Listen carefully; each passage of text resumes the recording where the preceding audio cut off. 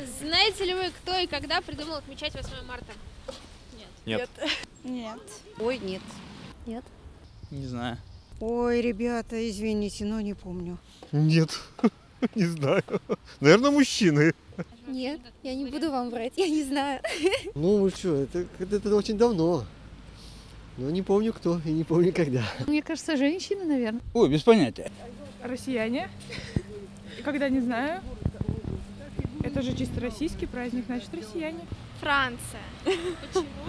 Потому что это романтическая такая страна, и, мне кажется, ассоциируется с Францией. Вот мне вот в детстве рассказывали, что вот мужики праздновали 23 февраля, а девчонки такие, вот почему у нас своего праздника нету. Вышли на площадь, такие, мы хотим праздник, и все, и сделали им праздник. Девушка знал и забыл, честное слово. Это уже давно. Это, наверное, Ельцин где-то что-то придумал в этом вопросе. Вы знаете, наверное, мужчина с похмелья. В связи с тем, что ему надо было оправдаться как-то перед своей супругой или любимой женщиной, девушкой и так далее. Поэтому оправдание мы всегда ищем. Настолько мы вот от вас зависимы, милых дам. Вот и все. Не знаю, Роза Люксембург. Да? Да? Точно, типа. Ну, типа того, наверное. По-моему, Роза Люксембург. Не знаю. Нет, не знаю. Клара Цеткина.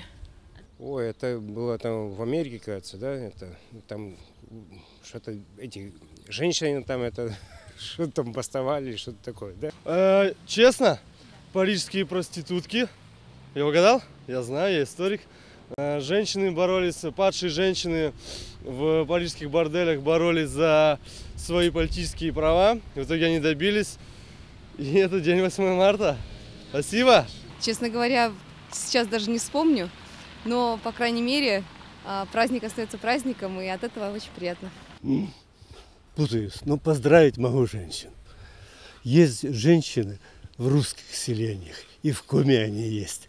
Таких от души поздравляю, бокал подниму, я в их честь.